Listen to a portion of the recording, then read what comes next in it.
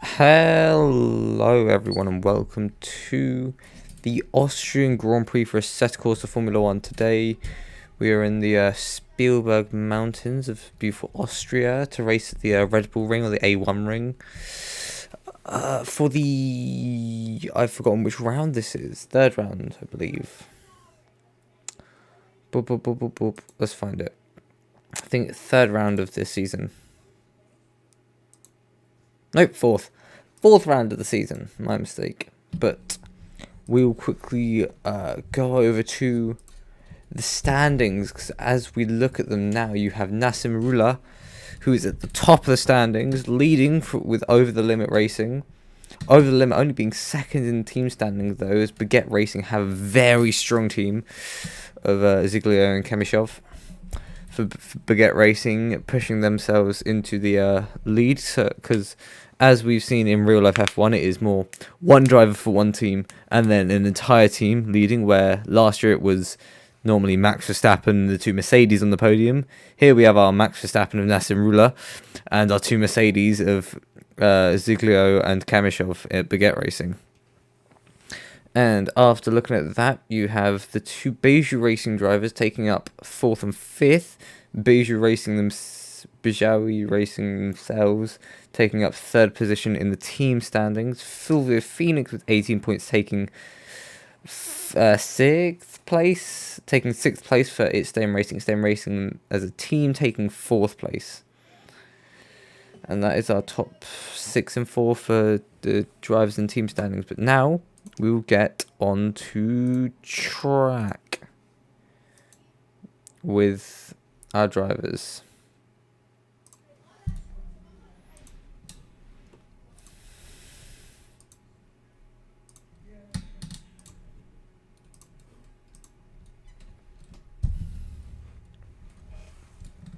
So at the moment, with 13 minutes of this session to go, we have Anastasov P1 with a 1 minute 7.2, Nassim Rula second with a 1 minute 7, now first with a 1 minute 7.1, Anastasov is second, Victor Bernat is third with a 1 minute 7.3, Dykowski with a 1 minute 7.8, Max Romer with a 7.9, and our only driver in the 8th at the minute is Simo with a 1 minute 8.1. 7th is Sarah Mulfetova with a 1 minute 9.07. And so, I'll ride on board with drivers using the soft tyres. So the two tyre choices they get for this race will be the soft tyre and the medium tyre. It changes every race for new watchers. We have a section of 4 tyres in which the race officials can choose from to use at each track, and depending on the track we'll use a mix of 2. Usually you'd expect them to be next to each other, like soft and super soft, but some races will use sort of a super soft and a medium mix, or like a soft and hard mix. I'm not quite sure if we get soft and hard, but we have had super soft and medium once already. Yes, for the Emilia-Romagna Grand Prix. So medium, hard, soft, medium we have. No, there's sort of only 2 races where we see a wide mix, but usually it'd be either the soft and the medium, as we see here. For most races it will be that. We'll have the super soft and the soft for some sort of very low speed tracks where you're able to push the softer tyres a lot without wearing through them too much. And for the higher wearing tracks, we'd run maybe a medium hard mix, just to make sure that all drivers can make it to the end with a 1 or a 2 stop. I think we've seen 2 stops this season, though. So yes, we are in Austria for the 4th round. Round 5 is going to be at the Valencia Street Circuit for the Spanish Grand Prix, not Barcelona de Catalunya. Singapore is 6th, running the super soft, being one of those tracks where you can push a little bit harder without wearing through tyres too much.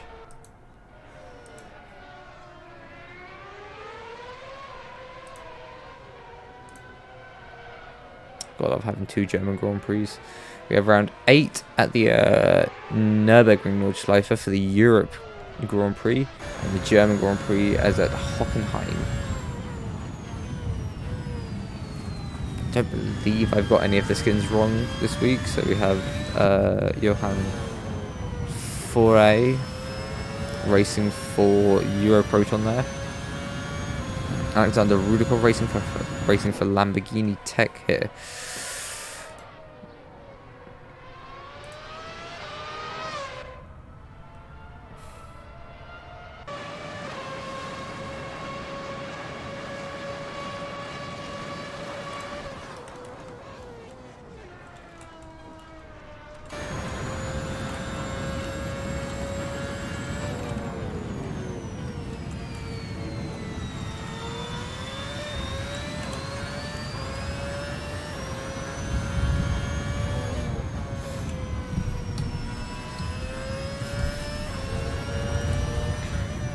I'm actually the Bijou Racing driver of Bijawi Racing. I think I've been saying that wrong forever.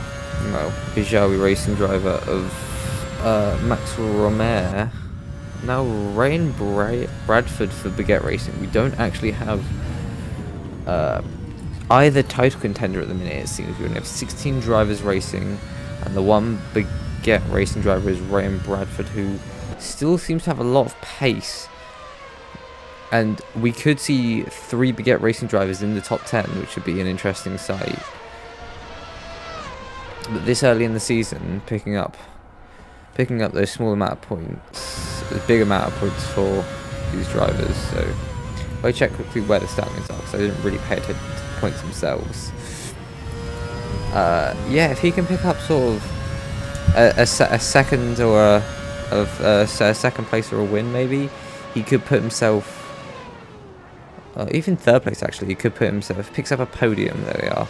If the Baguette Racing driver picks up a podium, we're looking at about 7th or 8th, actually, because Bernat and Anastasov are both on 15 points, and that is what you get for second. You get 15, and maybe a third place you get 15. Second place with a fastest lap could put him all the way up to 6th there, ahead of Phoenix.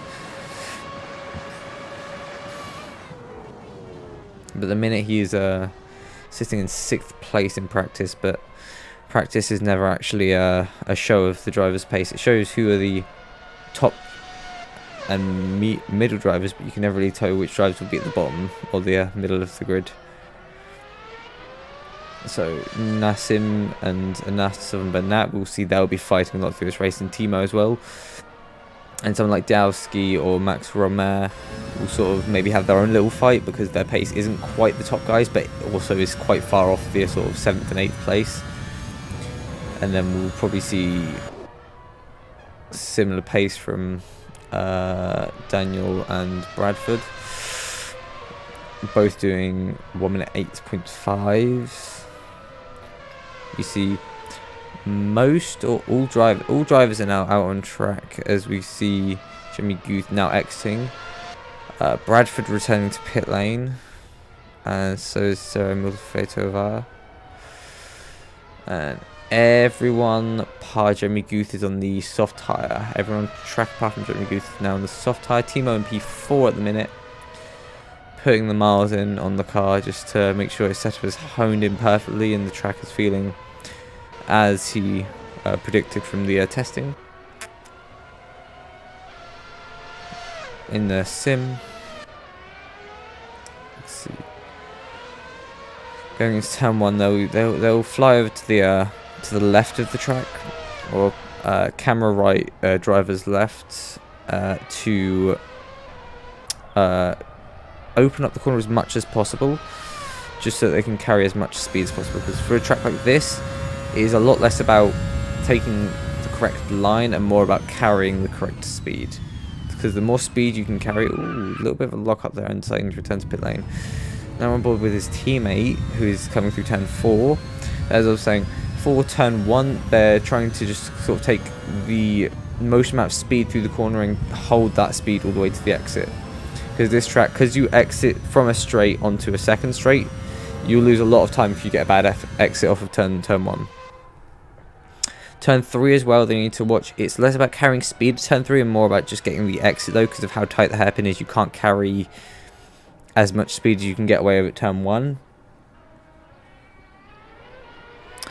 And then turn 4 is making sure you don't run too wide onto the gravel.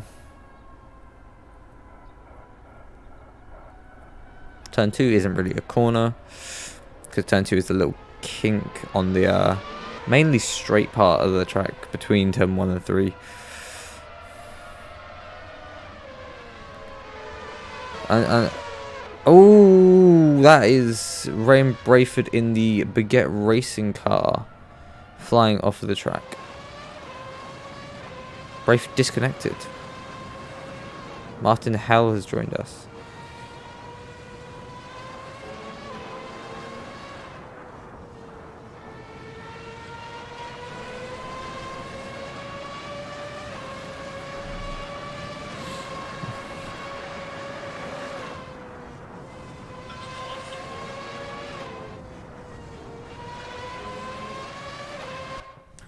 So Max Romain P6 now, coming through this middle sector, carrying a lot of speed. You probably want to use a little bit more curb on the right there, just to carry a bit more speed. I'm not actually sure on the track limit, so I'll update myself on that now. Race briefing. They've got a fancy new like Assetto Corsa board, which I'm assuming. Actually, let me check if it's online. It isn't, so I'm assuming either one of the.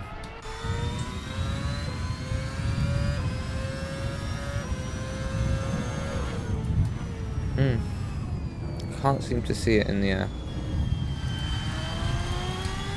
thing. Interesting.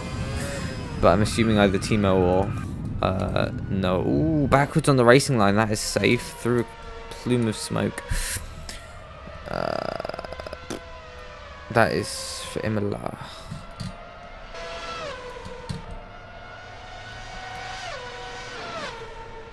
There's just gonna.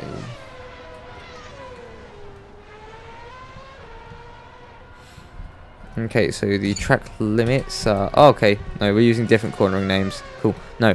So turn 1 is turn 1. Turn 2 is the hairpin, not the kink. I used the conventional naming pattern for it, not the set Corsa naming.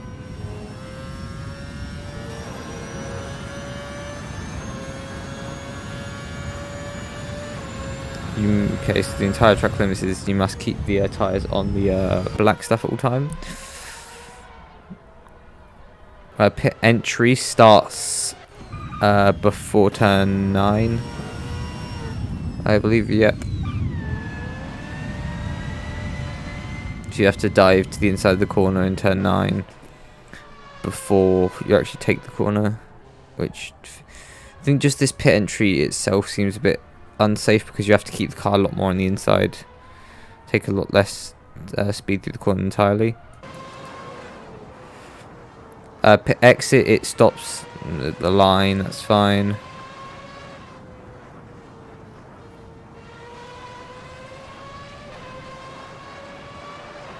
You cannot complete turn 1, you must drive behind the square. Okay, so if you are not able to keep it on the track at turn 1, you will go off of the track at turn 1. So if I get a driver who is at turn 1,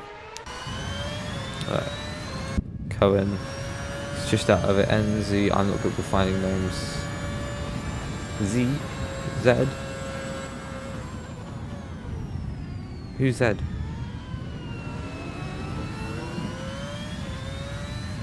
Oh, Nicholas Zahn. There we are, so onto the little Austrian flag there. That's where you would run off to. Same for turn 2, if you can't keep it on the black stuff, then you will have to use the runoff, which is the big red area on the exit. It's not red. The big area on the exit there. You must keep 2 tyres on the track, you can't run all 4 tyres onto the curbing.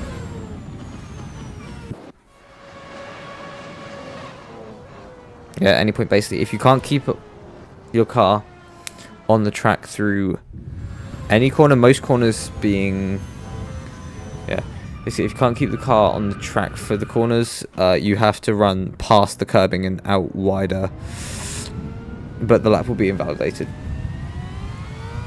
Because you can definitely fudge that so that it's better or something. You definitely fudge it so, what is it? I'm blanking. So you get a faster lap time, but it will just invalidate the lap time, won't count. But with 20 seconds of the session left to go, Nassim Ruler, it was fastest with 1 minute 6.7. Anastasov in second with a 1 minute 7.01. Victor Bernat is in third with a 1 minute 7.07. Timo Nathaniel is in fourth with a 1 minute 7.44. Dowski is in P5 with 1 minute 7.74. That rounds out our top 5, and that is the end of the session. Drivers coming to across the line now. As Cohen has crossed the line now, I believe. He's not checked it out. He's still completing laps. Maybe due to invalidation though. So watch Cohen Van Excel. Finishing that. Jimmy Guth as well, coming through the middle sector and to the end of his lap now. One more sector to go, about 3 corners now.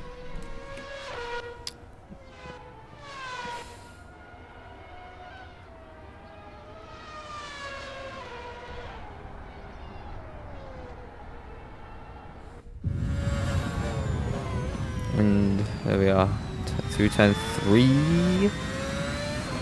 Turn 3. Let me get the track map up for a sec also. ACF1. I want to say turn 4 so bad for that corner, but it is turn 3 for this track because we are only using a 9 corner naming scheme thing. None of the kinks on the straights counts corners.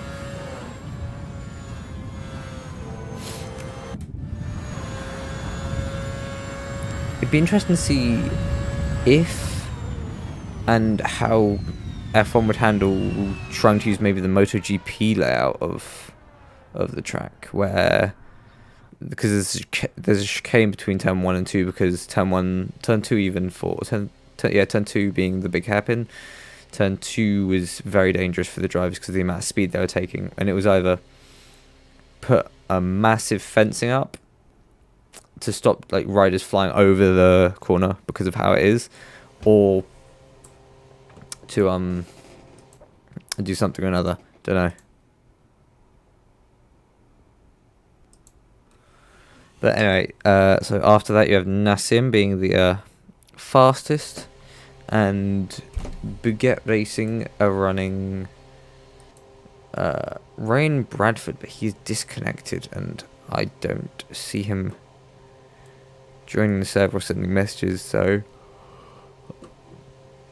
in the night.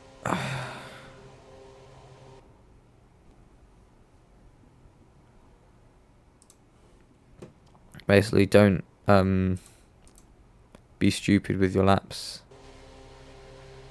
and go really wide out just to get the lap time, because the way that track limits are set up for this track is not the same as how a set of course for F1 are running track limits. How are the messages coming up?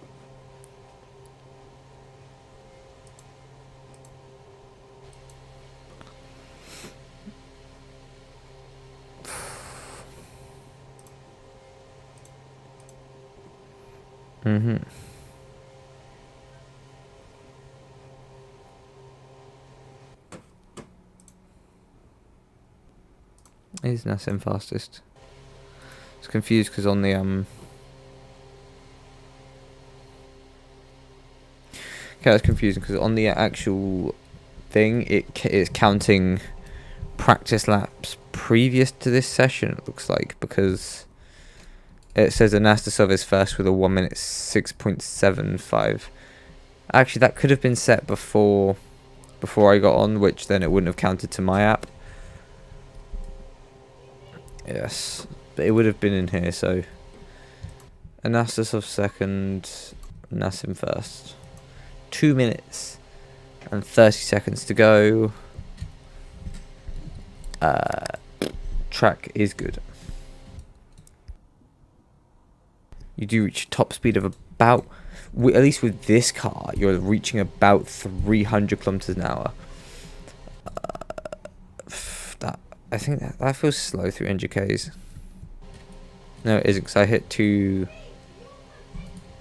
low 290s in the IndyCar, which I do run in. So if you want to watch that, I believe it is on the German channel. So as long as you mute it, if you don't like German or listen to Noah's amazing voice, then you will be able to see the IndyCars racing if F1 isn't quite your thing. IndyCars have different styles driving them. Plus you get to see how good is this commentator that speaks over every race. Does he know what he's talking about? And the answer is no. He doesn't know what he's talking about at all. But it is what it is. Can't win them all. Yeah, the top speed of any driver is 304 kilometers an hour, but I'm looking at about average probably 298, 299. Just taking a guess. Because lots of people are at 299, not too many people are 3 or 3 above 300.